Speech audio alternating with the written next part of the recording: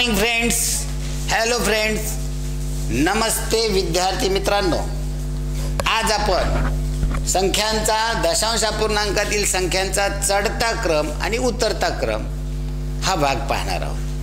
चढता क्रम म्हणजे काय तर पायरी पायरीने वर चढत जाणं, म्हणजे पहिल्यांदा सर्वात लहान संख्या, नंतर त्याच्यावरची पायरी म्हणजे मोठी संख्या, त्यानंतर मोठी संख्या, त्यानंतर मोठी संख्या. आणि उतरता क्रम म्हणजे काय, पहिल्यांदा मोठी, त्यापेक्षा लहान, त्यापेक्षा लहान, त्यापेक्षा लहान. मग या संख्यांचा चढता क्रम पूर्णांक मधल्या संख्यांचा आपण पाहिला. दशांश चिन्हामधल्या संख्यांचा कसा पाहायचा, दिसताना तर या संख्या सारख्याच दिसत आहेत.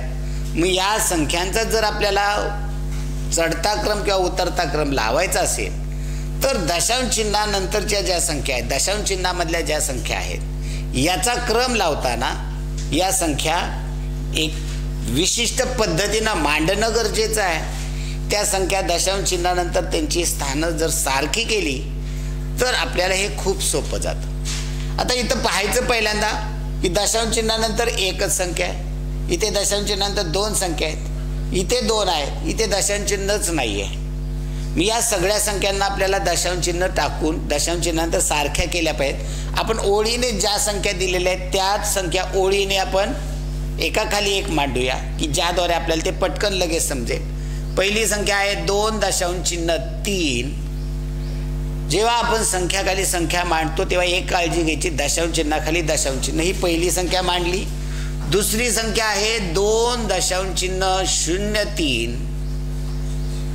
तिसरी संख्या आहे 0.23. दशांश चिन्हाखाली अगोदर दशांश चिन्ह मांडा आणि मग 0.23. आणि चौथी संख्या 23 आहे, याचा अर्थ 23 दशांश चिन्ह 0 आहे.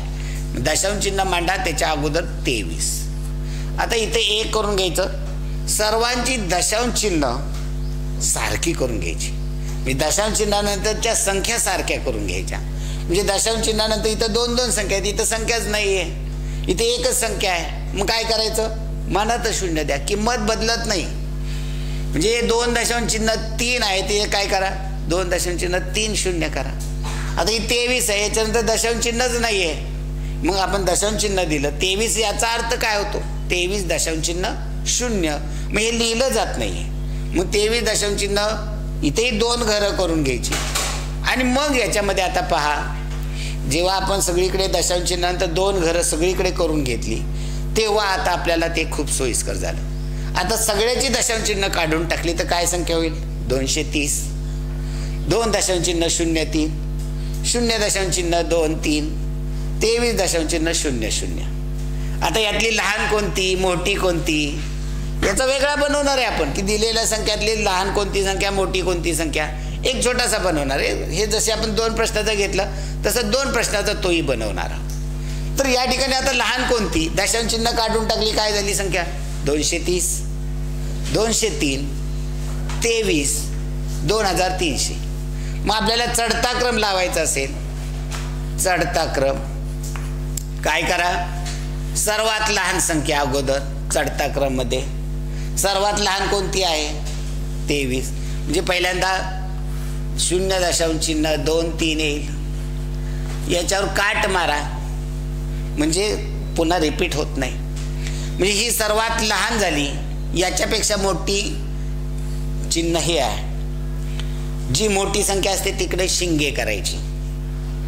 मोठ्या संख्येच्या पोटात शिंगे खुपसायची, म्हणजे मोठी संख्या कोणती लहान संख्या कोणती कळते. याला शिंगे जर आपण म्हणलं तर ही लहान संख्या आहे, याच्यापेक्षा मोठी संख्या आहे तिकडे शिंग केली. मग याच्यापेक्षा मोठी कोणती आहे, या तिन्हीमध्ये लहान कोणती आहे. आता ही कट केली तर लहान कोणती याच्यामध्ये 230, 203, 2300. तर 203 आहे, म्हणजेच 2.03. हिच्यावरती पण काट मारून टाका. काट मारली म्हणजे काही खोडली नाही आपण, ती फक्त पुन्हा काउंटिंग मध्ये आपल्याला त्रास होऊ नये म्हणून काट मारली. आता राहिलेले या 2 संख्या, याच्यामध्ये लहान कोणती आहे, 230 का 2300. तर 230. 230 म्हणजे 2.30 आणि सर्वात मोठी येईल 23.00. आता या ठिकाणी हे आपण कच्चा काम करण्यासाठी केलं होतं. आता उत्तरामध्ये असं लिहायचं का, त्यांनी ज्या स्वरूपात दिले त्याच स्वरूपात लिहिल्या पाहिजे का असं आपण इथं 23 दिले मग आपण 23.00 लिहायचं नाही लिहायचं. आपण समजून घेण्यासाठी लिहिलं म्हणजे हे लिहिताना चढता क्रम हे दशांश चिन्हामध्ये कसं होतं 0.23 बरोबर आहे जशी आहे तशी मांडणी. हे 2.03 हे पण बरोबर आहेत. हे 230 आहेत का 2.30 आहेत का तर नाही फक्त ते 2.3 आहेत आणि सर्व मोठे 23 आहेत. याचं वाचन कसं होतं पहा 0.23 लहान 2.03 पेक्षा 0.23 लहान 2.03 पेक्षा.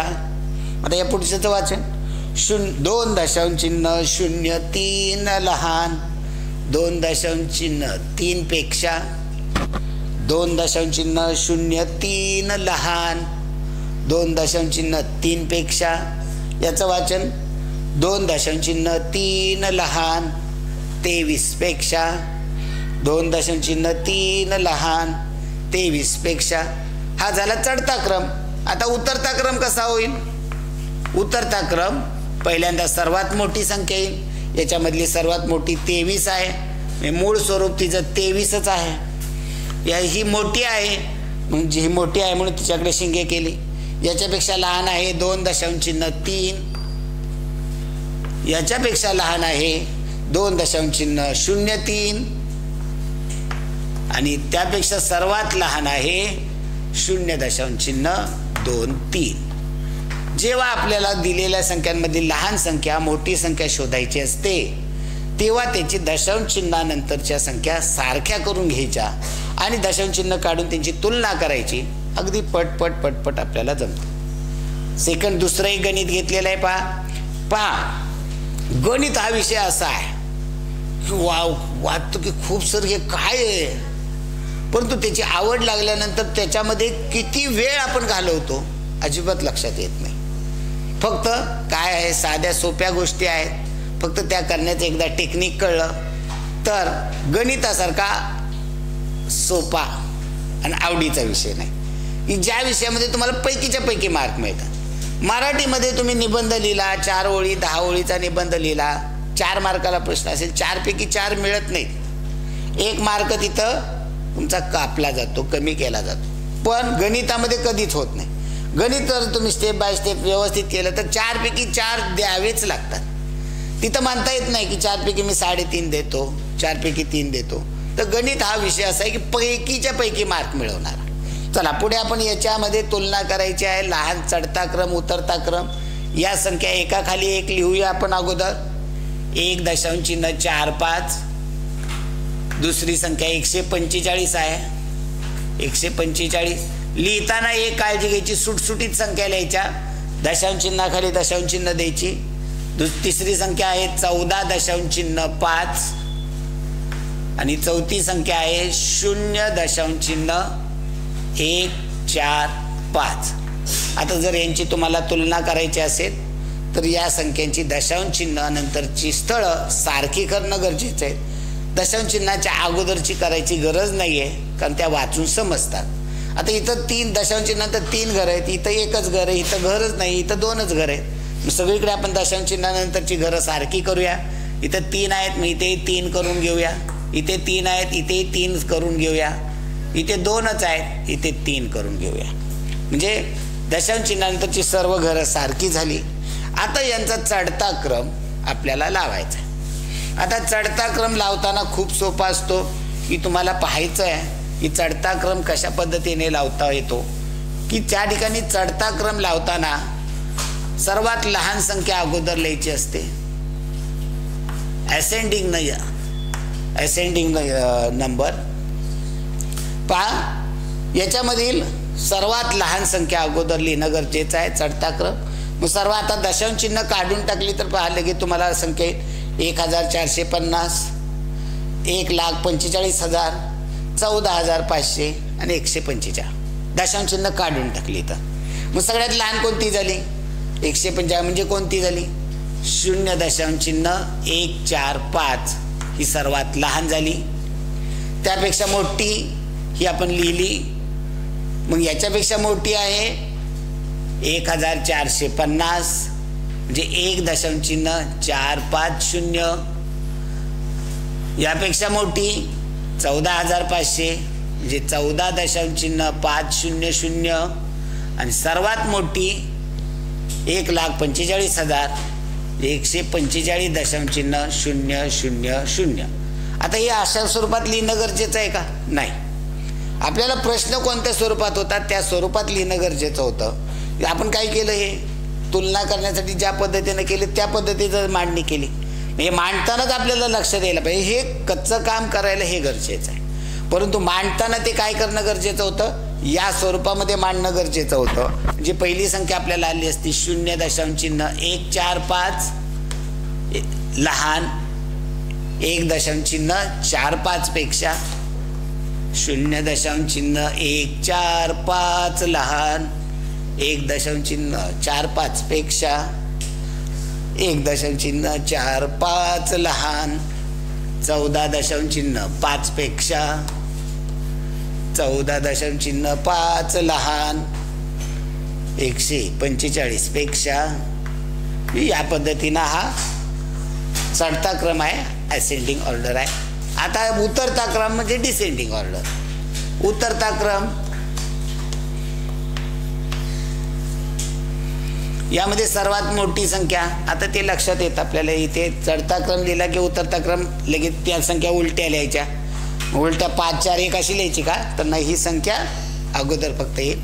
145 मोठे 145 मोठे 14.5 पेक्षा 14.5 मोठे 1.4 पेक्षा 1.45 मोठे 0.14 पेक्षा.